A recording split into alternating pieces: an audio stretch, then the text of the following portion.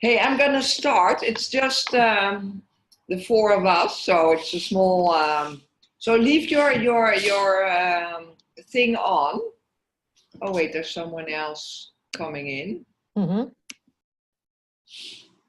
Um, so this is the first slide Hmm. about the business model. The whole idea about this session is that we quickly go over the different business models that are available to us. Mm-hmm. And I would love to hear also from people on the phone to hear like why you picked that particular business model and how it's working for you. Mm-hmm. And I will also share a little bit about what we're doing here within downtown offices, what business model we chose and how that's going basically. So why do we choose a business model? Well, it's basically it's a plan for your business. Like, how are you going to generate income? And people often, when you start a business, they say, "Oh, what is your business model?" And then that is how you explain how how you basically generate income for your business. And a business model is often a bigger business plan and also defines who is your customer base. So but the biggest thing is how you generate income. So that is what your business model is about. So the first model is the manufacturer, and that is, I wrote a small definition below, is basically someone who makes finished products from raw material often. And that is often like, for instance, if you extract gasoline or fuels from the earth, like Total, then you basically take a raw material and produce it into a product that you sell. Farmers could also be qualified as manufacturers, but it's basically creating a product out of a raw material. So Ford is also up there because they basically bring different raw materials together and develop a car from different elements, some even out of a raw material like the steel that they use. So that is the manufacturer. Then the next one is the distributor. And the distributor basically is someone who doesn't manufacture, but they buy products from the manufacturer and then resell it to retailers or the public. For instance, the car dealer. A car dealer has they basically expose cars in their showroom.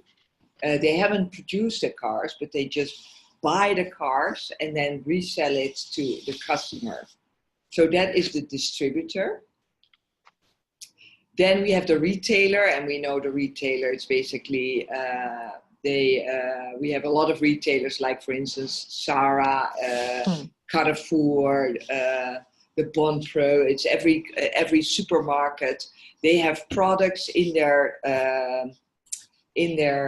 stores that they sell to the public.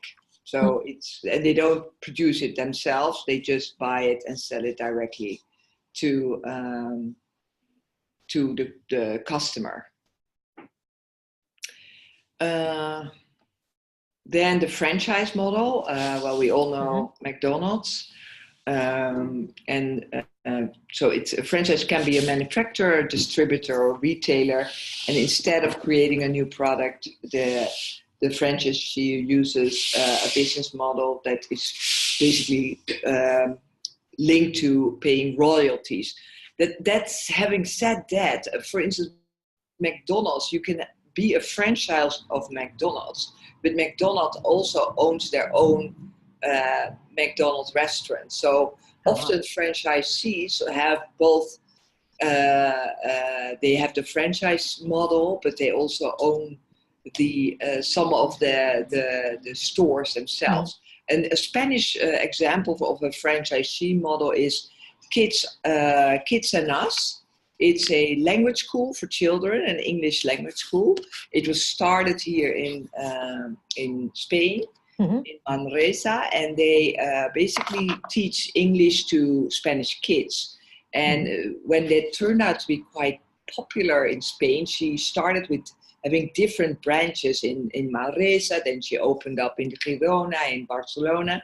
But then she realized, hey, it's really a model that I can grow also beyond Spain, but I can never do that myself. But if I develop a particular model where I really set down the rules and the guidelines and the brand, then I can sell it as a franchisee model. And that's what she did.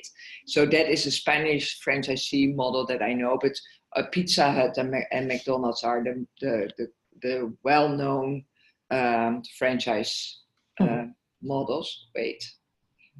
Oh, I hate this. Sorry. No, don't worry.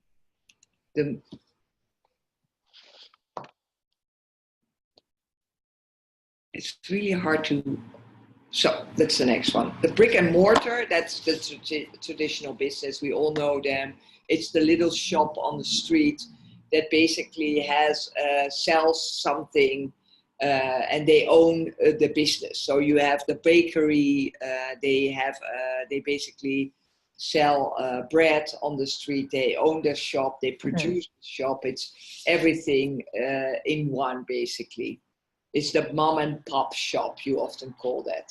Then the e-commerce business is another business model when everything basically is upgraded to online. So you sell something only online. So there's nothing else. You have a shop.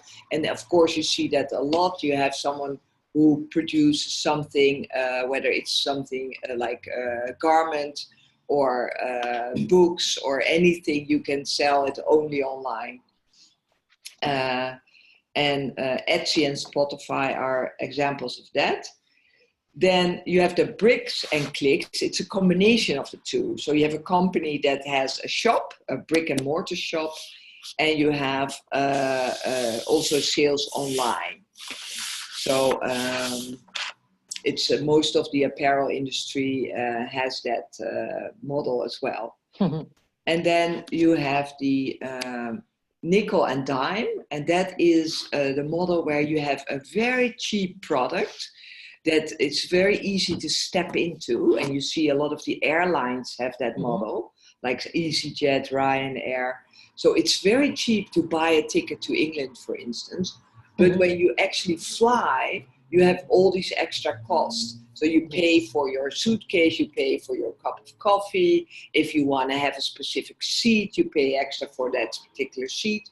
So there's only a very few small group that only makes use of that basic product, because everybody else will bring a bag and needs to pay extra or will order that cup of coffee. So that's the nickel and dime model.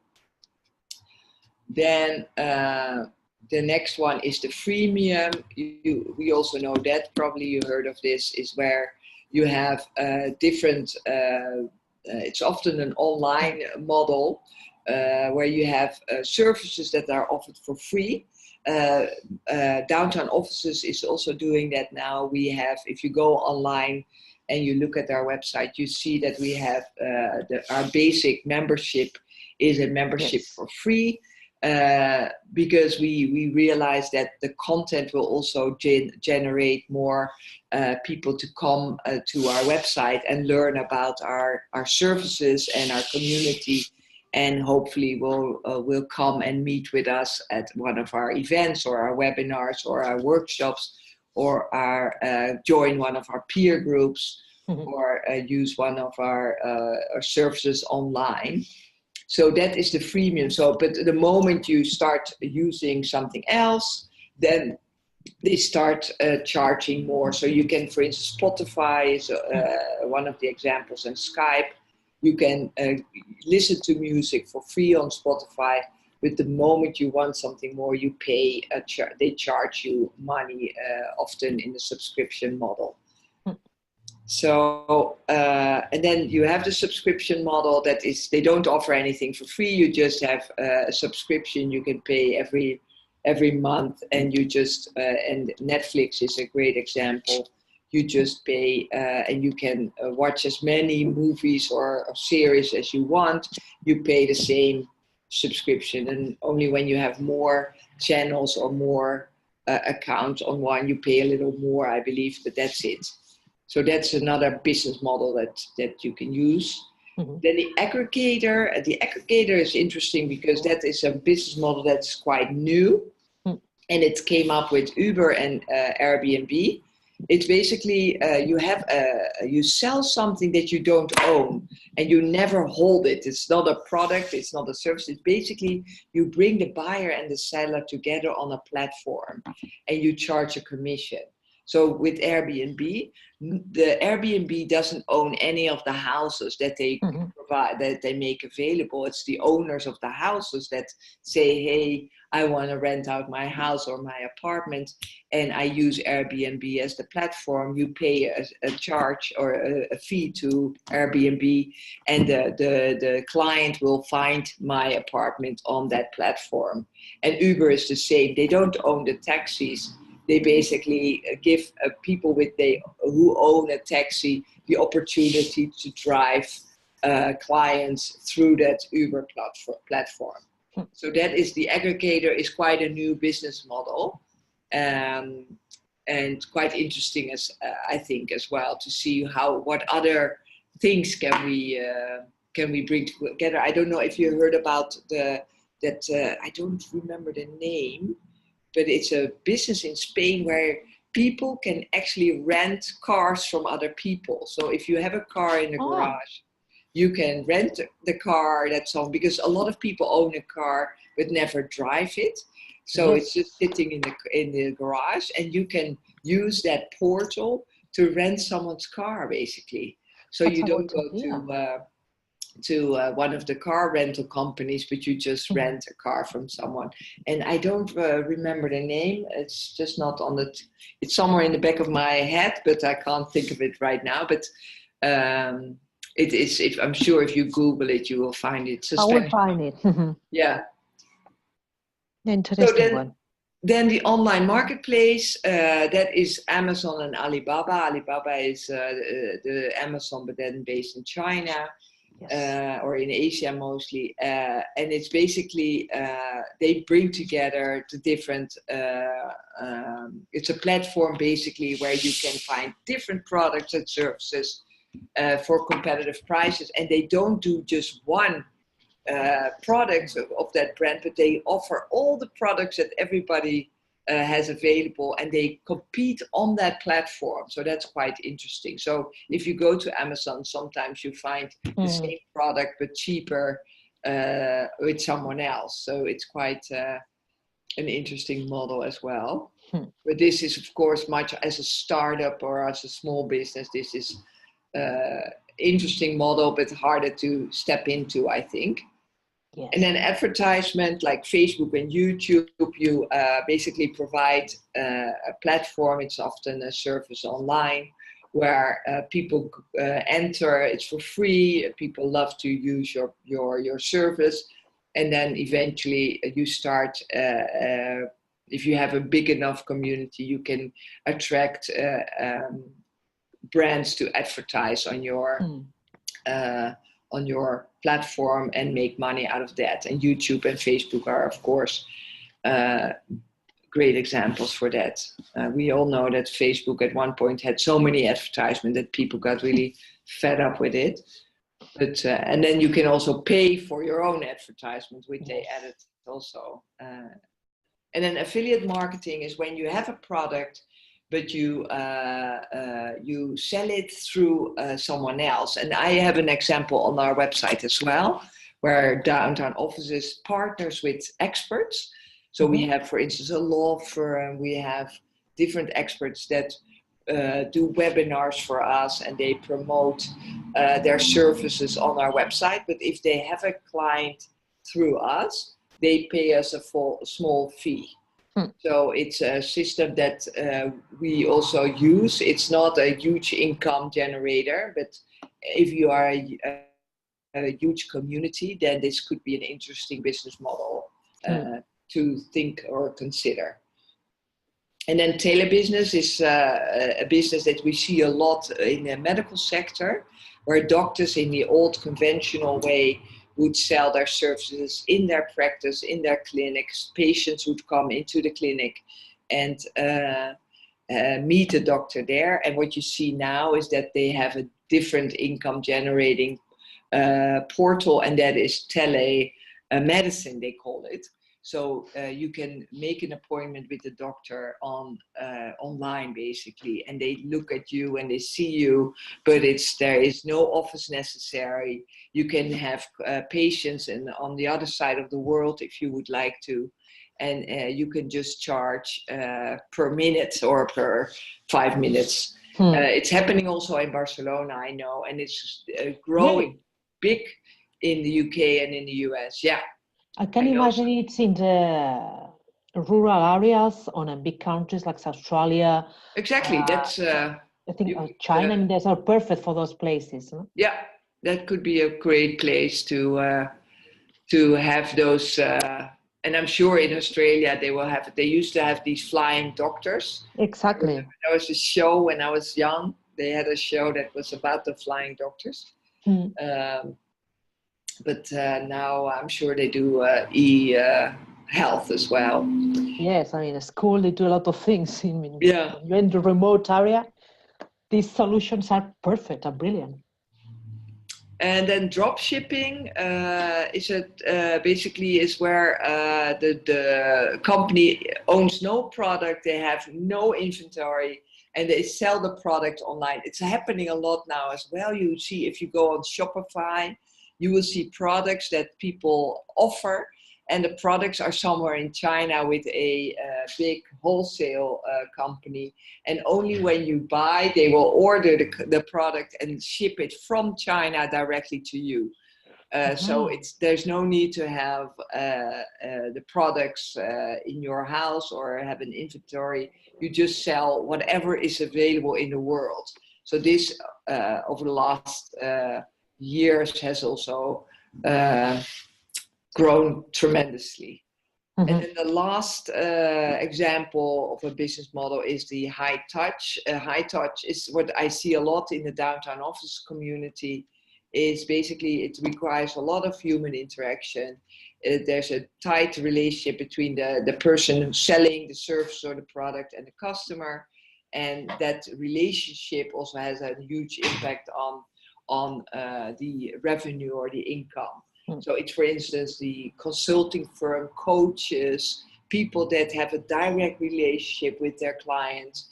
And they really, it depends on who you are and what you do. It's all about you as a person, and personal branding also becomes really important. So that is, you see that a lot in our community, that this is a business model. And of course, the business model can be combined with different, you often see different models combined. I now took them all apart and briefly touched upon different business models, but what you see in a lot of companies is that people use different models. From what I already said, brick and mortar and selling online. You can combine that with other services as well. You can combine the different models to strengthen your business. So basically, I am unmuting now everybody. So the idea would be, if you have a business model yourself, then you can share a little bit about what you're doing and how it works for you. I don't know if there's anybody who would like to share a little bit about the business and what model you use for your business. Well, in my case, it's the last one, the high touch. my model operates, my business operates on trust and credibility, and I'm a startup at the moment, the high touch is my model business. I'm a public relation and communication advisors, and I specialize on Japanese entrepreneurs who wants to arrive to Spain and France, or the Spanish Gatan who wants to go to Japan, but under public relation and communications. So at the moment, the high touch is what will define my business. But as the business grows, I'm sure I will need to combine it with some other models that you, Astrid, talked about before. I don't know, maybe some affiliate marketing, I can see something like that. Yeah. Or I don't know, maybe even some advertising model. And I'm not really keen of that for my personal business. I think that it will depend on the business that each of us has. That for me, totally the affiliate marketing is a seat as a next step. Yeah. Yeah, and I think the affiliate marketing is definitely a good one, I think, because that is easy.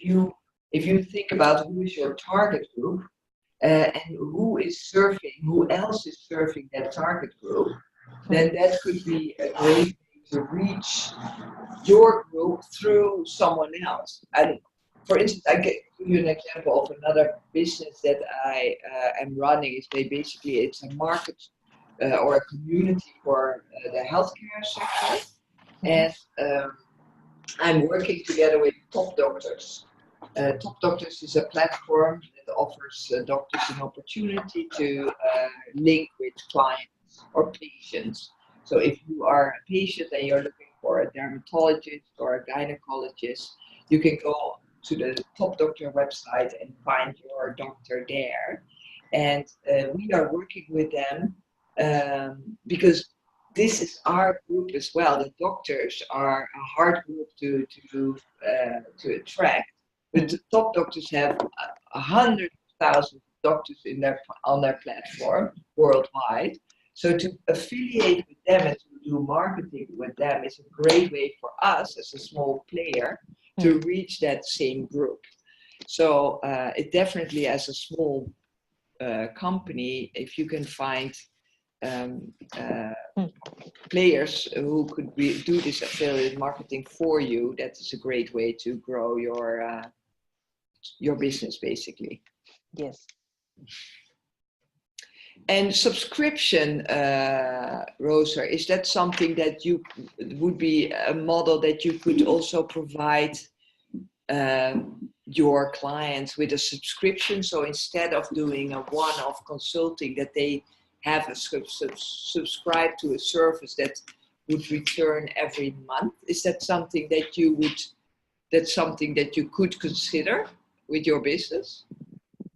I think it's a path that I need to explore too. I think it's something that I can consider, but it's too early now for me to commit to that. I think in that moment it should be more like a project. It could be a subscription too, because you subscribe for a whole project that could be a month or a year. It will depend how big it is or the needs that the client might have.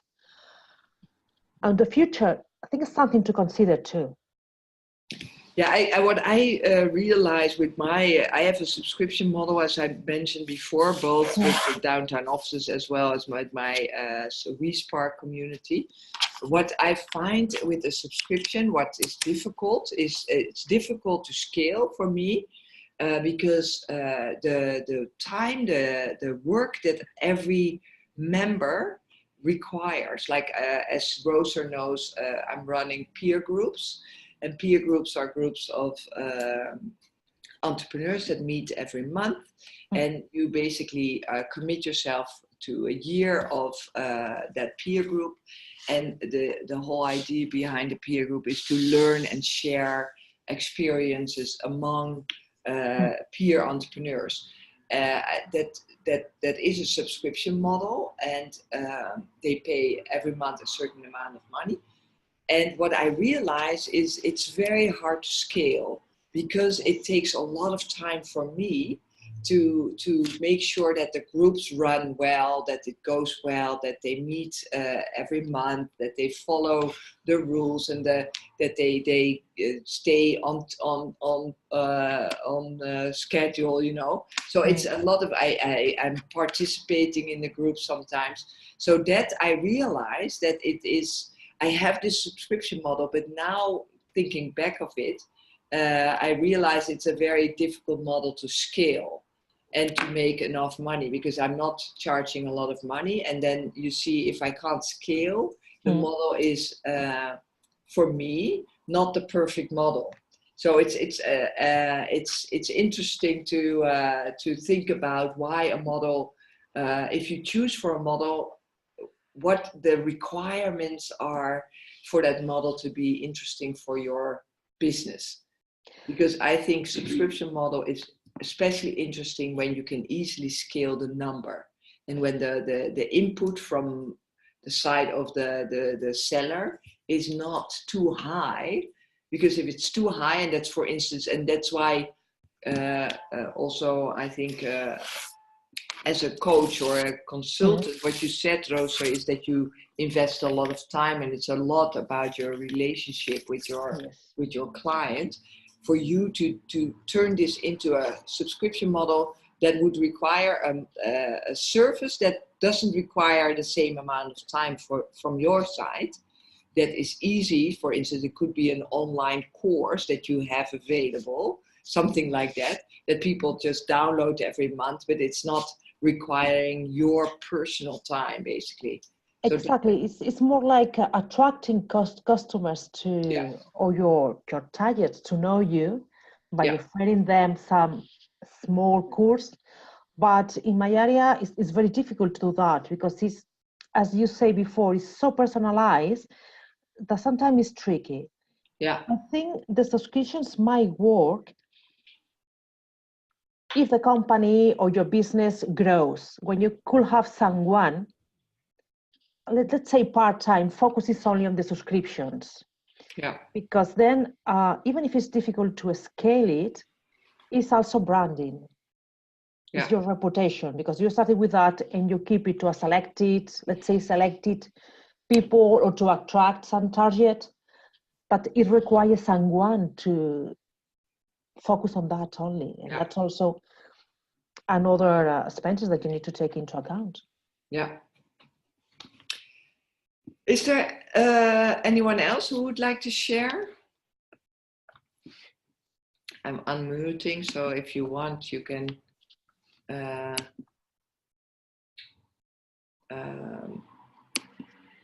share. Any questions? If you have questions based on this discussion and you would like to ask them later, you can always send an email to info@downtownoffices.es, and I can answer directly to you. So that is always an option. Yeah, I think I have, let me see if there's anything else, but I don't think I have more slides. No, this is the last one. So if there's no more questions and nobody would like to share, then I would like to thank everybody for your presence. And if you have a question that you would like to ask directly, send an email at info@downtownoffices.es, and I will respond to your question. Okay, thank you very much.